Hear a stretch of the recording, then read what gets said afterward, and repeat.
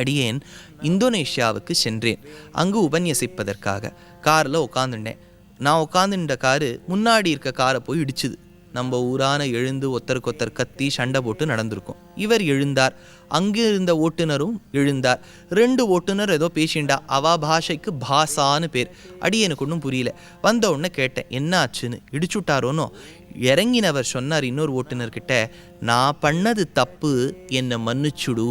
அதுக்கு முன்னாடி இருக்க ஓட்டுநர் சொன்னார், இல்லைப்பா நீ பண்ணது தப்பு இல்லை, நான் பண்ணது தான் தப்பு, என்னை மன்னிச்சுடு. இந்த மாதிரி புத்தி நமக்கு வந்தால் எத்தனையோ கஷ்டங்கள் தீருமே.